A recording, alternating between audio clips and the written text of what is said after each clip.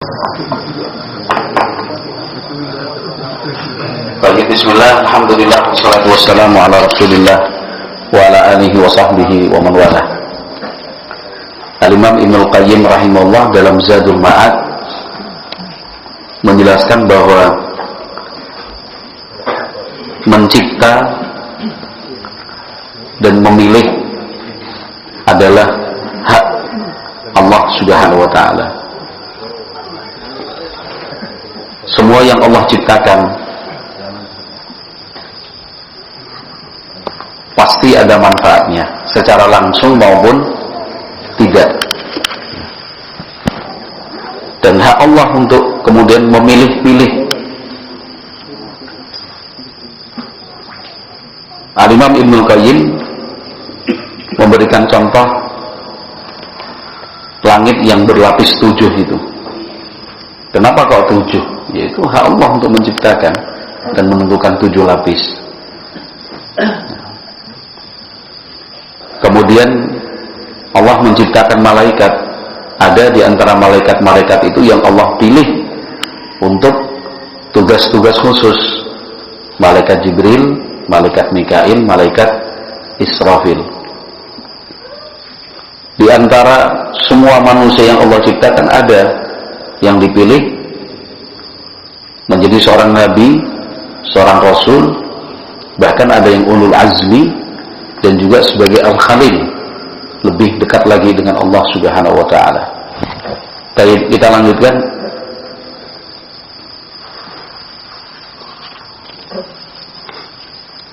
Qala rahimahullahu ta'ala, paragraf ketiga halaman 19, betul? Qala rahimahullahu ta'ala, wa kadzalika la yakhtaru minal manaqihi illa atyabaha. Demikian juga Allah Subhanahu wa ta'ala tidak memilihkan untuk hambanya bentuk dan proses perkawinan kecuali yang terbaik. Kecuali yang terbaik. Sekarang bentuk-bentuk perkawinan atau pernikahan itu kan sangat banyak. Tapi yang Allah pilihkan buat hambanya itu proses yang terbaik. Sekarang contohnya apa? Proses perkawinan atau pernikahan yang itu tidak baik. Apa itu contohnya, Mas Heru?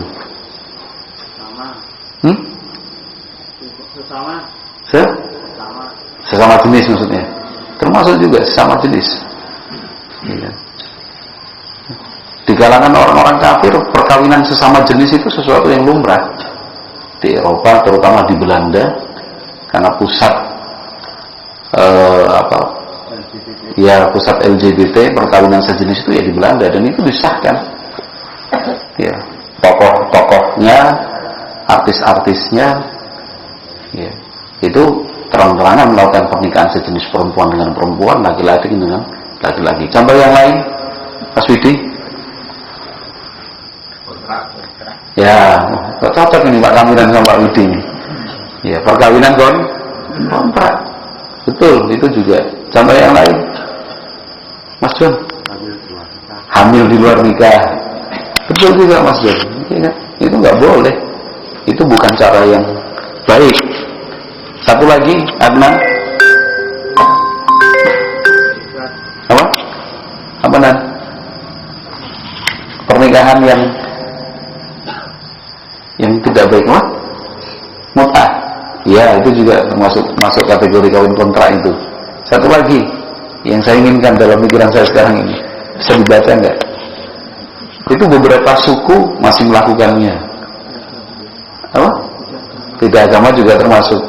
Yang artinya akal sehat pun itu nggak bisa nerima begitu loh. Poliandri juga. Poliandri itu satu istri lebih dari satu suami. Ada lagi pernikahan yang apa? Ya, tadi yang semua sedara, incest, ya kan? Sampai sekarang masih ada suku-suku seperti itu di dunia. Jadi si bapak, na'udzubillah, menikah dengan anaknya sendiri, kakak dengan adiknya.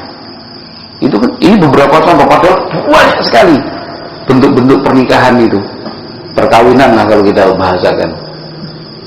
Nah, yang Allah pilihkan buat umatnya itu at-thayyibaha, yang terbaik, yang paling bagus, yang paling sehat, yang paling sehat.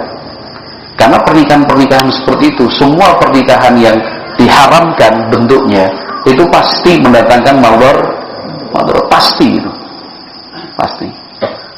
Makanya semacam pernikahan incest itu, akhirnya anak-anak keturunannya banyak yang cacat, na'udzubillah.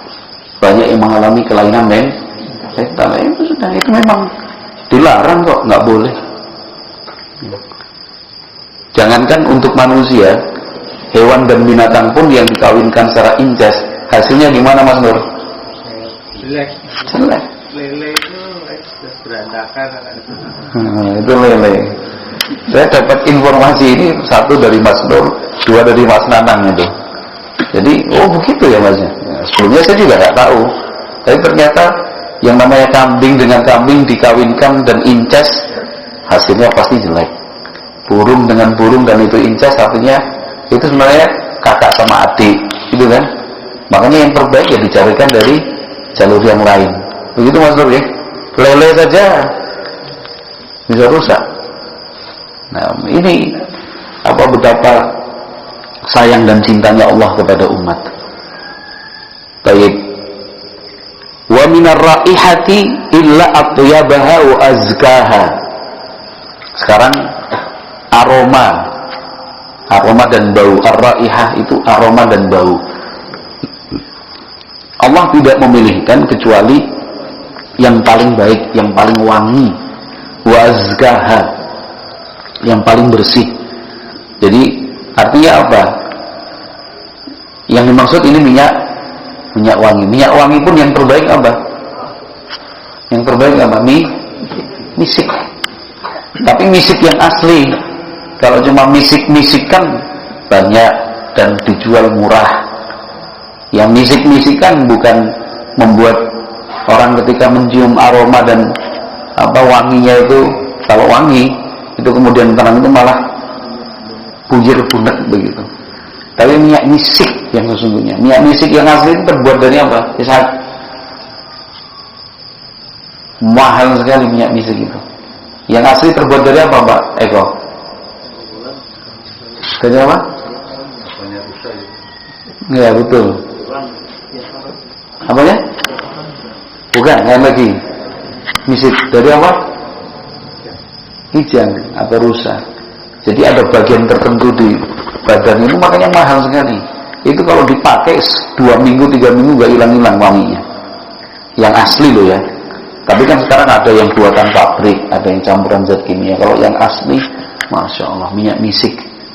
Ya kan? Makanya dalam banyak perumpamaan yang Nabi Muhammad sebutkan kalau terkait dengan wangi, selalu disebutkan wangi misik. Contohnya orang yang gugur fisabilillah, meninggal dunia karena jihad fisabilillah, besok pada hari kiamat akan dibangkitkan dalam keadaan berdarah-darah.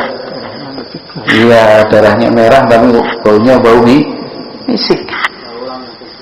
Bau orang yang berpuasa, betul. Di dunia mambu, tapi di sisi Allah Subhanahu wa taala lebih harum dari harum misik. Sehingga otomatis hal-hal yang menimbulkan bau busuk, mulai dari keringat, ya, kemudian bau mulut, itu kan dilarang dalam agama kita. Ada anjuran untuk mandi, ya, ada anjuran untuk bersiwak, ya, ada anjuran untuk menggunakan minyak wangi, ada larangan untuk makan bawang putih, bawang merah, apalagi di waktu menjelang sholat. Sampai dulu Nabi Muhammad menegur dengan keras, jangan dekat-dekat dengan masjid kami dan seterusnya. Jadi yang Allah pilihkan itu yang terbaik. Wa minal ashabi wal usyara illa tayyibina minhum. Nah, demikian juga yang Allah pilihkan untuk kita jadikan sahabat dan teman adalah illat thayyibina minhum, adalah orang-orang yang baik. Kita dilarang untuk berteman dengan orang-orang yang buruk.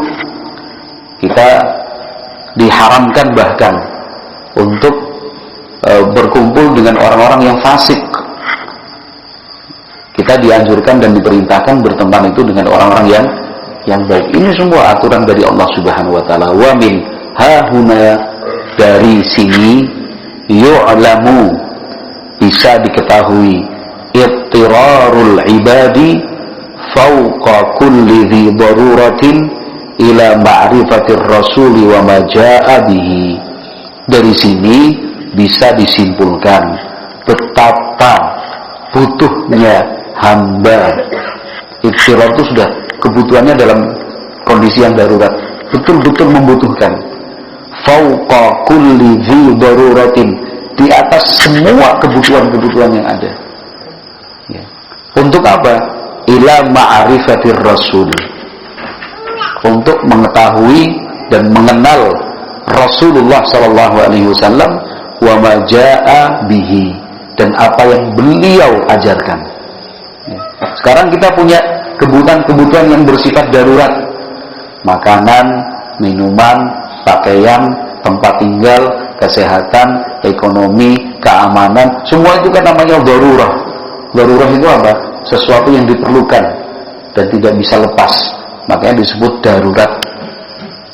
Tapi itu semua ternyata masih di bawah, ya, statusnya di bawah kebutuhan kita untuk mengenal siapa Rasulullah Sallallahu Alaihi Wasallam dan apa ajaran-ajaran yang beliau bawa. Wa tasdiqihi fima akhbara, membenarkan setiap kabar yang beliau sampaikan. Wa ta'atihi fima amara, dan taat kepada beliau dalam semua perintahnya. Fa innahu, kenapa? Karena sesungguhnya la sabila ila sa'adati wal falahi. Kenapa? Tidak ada sabil. Sabil itu apa? Jalan. Tidak ada jalan, tidak ada cara ila sa'adati, untuk bahagia, wal falahi, sukses, la fid dunya wala fil akhirati, tidak hanya di dunia tapi juga di akhirat, illa, kecuali, ala aidir rusuli, kecuali melalui jalannya para rasul. Jadi percuma punya stok makanan bahkan sampai bertahun-tahun, percuma punya setumpuk pakaian koleksi berlemari-lemari, percuma punya uang banyak disimpan di berbagai rekening bank, percuma punya perhiasan emas dan perak sampai berpeti-peti, percuma punya tanah yang luas di sana dan di sini, percuma punya rumah tiganya satu tapi banyak yang tersebar, percuma punya pangkat dan jabatan yang tinggi kalau ternyata tidak tahu apa ajaran Rasul yang dibawa dari Allah Subhanahu wa ta'ala. Percuma punya gelar sederet, punya titel jentrek-jentrek, ya, katanya profesor doktor, ya, tapi tidak tahu makna la ilaha illallah. Ditanya, Prof, la ilaha illallah itu apa artinya? Ya, tiada Tuhan selain Allah. Gitu. Lah itu banyak Tuhan selain Allah. Ada nggak Tuhan selain Allah? Banyak. Tuhan selain Allah itu banyak sekali. Yang disembah oleh manusia selain Allah banyak. Makanya la ilaha illallah bukan itu artinya, Prof. Tapi artinya la ma'budu bihaqqin illallah. Tidak ada sesembahan yang berhak diibadahi kecuali Allah. Memang betul Tuhan itu banyak, bukan cuma satu, Prof. Tapi yang berhak untuk disembah dan diibadahi cuma satu. Gitu ya. Profesor, doktor tapi nggak bisa sholat jenazah. Orang tuanya meninggal. Ya, orang tuanya meninggal. Ditunggu, masih nunggu anaknya di Jakarta. Nunggu nunggu anaknya disuruh jadi imam jenazah, orang salat jenazah saya nggak bisa, bingung dia, cari profesor, katanya dokter, percuma itu semua kalau tidak tahu ajaran-ajaran Rasulullah Shallallahu Alaihi Wasallam. Kenapa? Karena untuk sukses dunia dan di akhirat itu bukan dengan harta, bukan dengan pangkat, bukan dengan titel, bukan dengan itu, tetapi itu tadi, ya, mentaati Rasulullah, membenarkan apa yang beliau beritakan, kita tahu ajaran-ajarannya. Wala sabila ila ma'rifati at-tayyib wal khabith ala tafsil illa min jihatihim. Tidak ada cara untuk mengetahui dan bisa membedakan mana yang baik, mana yang jelek, mana yang bagus, mana yang buruk, ala tafsil, secara terperinci, illa min jihatihim, kecuali melalui ajaran-ajaran Rasul. Wala yunalu ridallahil battata illa ala aidihim, dan tidak mungkin bisa mendapat ridha dari Allah sama sekali illa ala aidihim, kecuali dengan atau melalui cara mereka. Caranya siapa? Rasulullah sallallahu alaihi wasallam. Qala rahimallahu taala wa idza kanat sa'adatul 'abdi fid daraini, kalau sudah bisa kita simpulkan bahwa kesuksesan dan kebahagiaan seseorang di dunia maupun di akhirat mu'allaqatan bihadyin nabi, itu sangat terikat dengan petunjuk Nabi, fayajibu ala kulli man nasaha nafsah, maka hukumnya wajib bagi orang yang menginginkan kebaikan untuk dirinya, wa ahabba najataha, dan ingin selamat, wa sa'adataha, ingin bahagia, an ya'rifa min hadyihi wa siratihi wa sya'nihi, untuk wajib untuk apa? Untuk mempelajari petunjuk-petunjuk Nabi Muhammad itu apa saja. Wajib dia mempelajari sirah dan kehidupan Nabi Muhammad sallallahu alaihi wasallam. Wa ma yakhruju bihi anil jahilina bihi, sehingga dia bisa keluar, ya, dari lingkungan orang-orang jahil. Artinya apa? Tidak lagi dikatakan jahil. Wa yadkhulu bihi fi adadi atba'ihi wa syi'atihi wa hizbihi, dengan pengetahuannya tentang petunjuk Nabi Muhammad, sirahnya, ya, perjuangan dan perjalanan hidupnya, ajaran-ajarannya, maka dia akan masuk dalam barisan para pengikut Nabi, ya, para pecintanya, dan juga golongannya Nabi Muhammad alaihi salatu wasallam. Artinya apa? Jangan cuma ngaku-ngaku sebagai umatnya Nabi Muhammad, jangan bilang-bilang dia itu pengikutnya Nabi Muhammad, tapi ternyata dia tidak tahu siapa Nabi Muhammad itu. Ditanya siapa namanya, cuma Muhammad, nama bapaknya tidak tahu, nama kakeknya nggak tahu, dari suku mana nggak paham. Ditanya berapa istrinya juga nggak tahu, siapa anak-anaknya juga nggak tahu. Nabi Muhammad itu cara makan dan minum, berdiri jalannya seperti apa nggak tahu. Nabi Muhammad itu kalau dalam hidup berkeluarga seperti apa, bertetangga bagaimana, bermasyarakat seperti apa nggak tahu. Ya berarti cuma ngaku. Nah, kalau memang betul pengikutnya Nabi Muhammad SAW, harus tahu tentang Nabi Muhammad SAW, ciri-ciri fisiknya, kehidupannya sebelum diangkat sebagai Nabi, setelah diangkat sebagai Nabi, ajaran-ajarannya, petunjuk-petunjuknya. Wan nasu fi hadza baina mustaqillin wa mustakthirin wa mahrumin. Orang dalam hal ini itu ada 3 kemungkinan. 1, mustaqillin, sedikit yang dia ketahui. Wa mustakthirin, banyak yang sudah dia pelajari. Wa mahrumin, ada juga yang tidak tahu sama sekali. Wal fadlu biyadillah, keutamaan itu ada di tangan Allah. Yu'tihi man yasha, diberikan kepada yang daki saja. Wallahu dzul fadlil azim.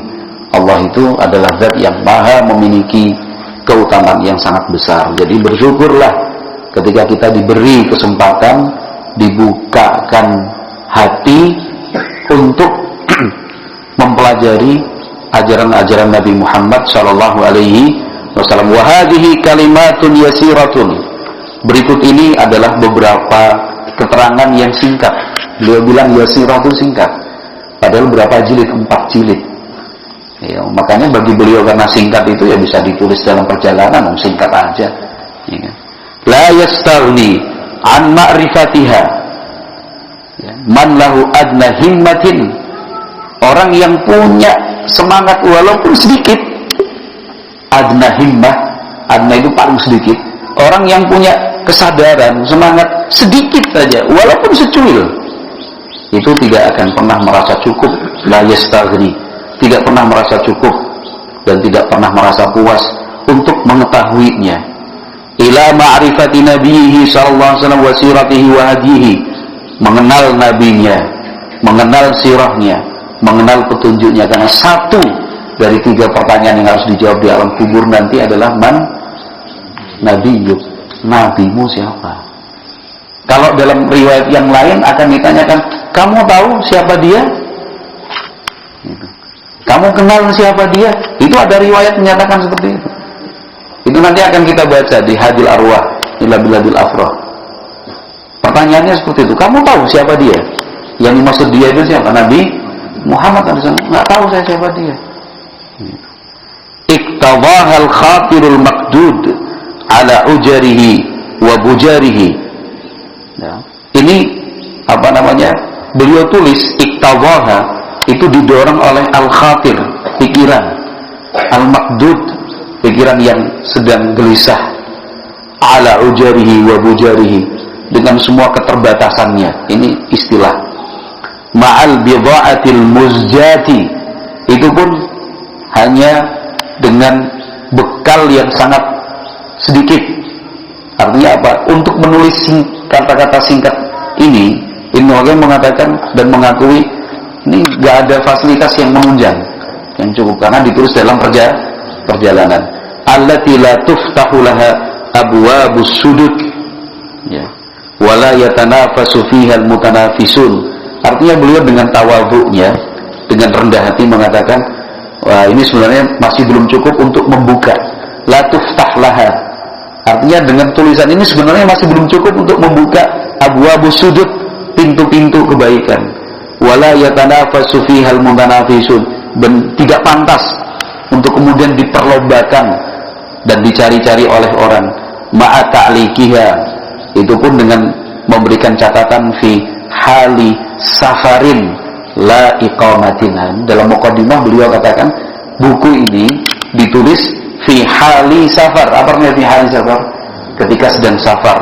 La iqamah, bukan saat berdiam di suatu tempat, tinggal dan menetap.